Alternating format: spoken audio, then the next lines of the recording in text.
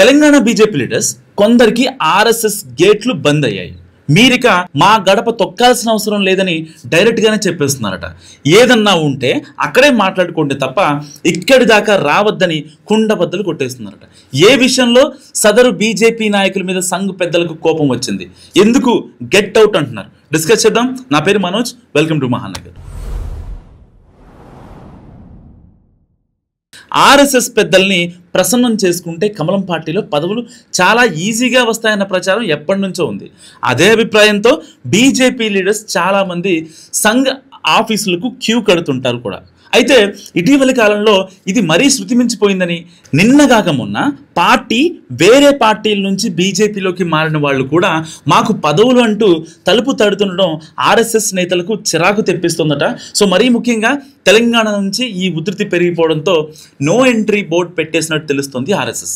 ఇక నుంచి పార్టీ పదవులకు పైరవీల కోసం వచ్చే వారికి ఆర్ఎస్ఎస్ ఆఫీస్ గేట్లు మూసేయాలని గట్టి నిర్ణయం తీసుకున్నట్టు సమాచారం. సో బీజేపీలో సంస్థాగత ఎన్నికలు జరుగుతున్నాయి. తెలంగాణ అధ్యక్ష ఎన్నిక పెండింగ్ లో ఉంది.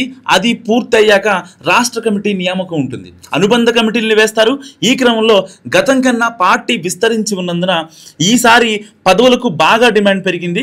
అందుకే ఇప్పటి నుంచే పైరవీలు మొదలు పెట్టుకుంటున్నారు చాలామంది. సో ఎవరికి వారు పార్టీ స్టేట్ కమిటీలో ఒక్క ఛాన్స్ ప్లీజ్ అని పైరవీలు మొదలెట్టారు. ఇక అందులో భాగంగానే కొందరు ఆర్ఎస్ఎస్ పెద్దల్ని కలిసే ప్రయత్నం చేస్తున్నారు.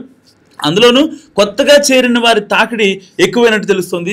సంఘ్ వాళ్ళని కలిస్తే నీకు పదవి పక్కా అని ఎవరో ఒకరు చెప్పడం, సో సరేనని తులోమంటూ వెళ్ళి వాళ్ళని కలవడం కూడా ఇదంతా అలవాటైపోయింది బీజేపీ నేతలకి. సంఘ్ వైపు నుంచి బీజేపీ వ్యవహారాలు చూసే వారికి ఇదో తలనొప్పిగా మారిందని అంటున్నారు.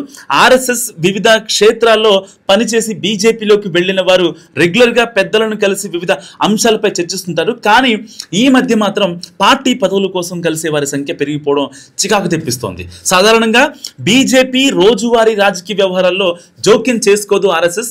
కానీ ఆ విషయం తెలియని కొత్త నేతలు తరచూ సంఘ్ పెద్దల్ని కలిసి బీజేపీ పదవుల కోసం అడుగుతుండడంతో ఇక మీకు నో ఎంట్రీ అని చెప్పేసినట్లు కూడా సమాచారం. ఆర్ఎస్ఎస్లోని ఓ కీలక నేత అయితే ఏదన్నా ఉంటే మీ పార్టీ పెద్దలతోనే మాట్లాడుకోండి స్ట్రాంగ్ అని చెప్పేసినట్టు సమాచారం. దీని గురించి ఇప్పుడు బీజేపీ లీడర్స్ మధ్య గట్టి చర్చ జరుగుతుంది.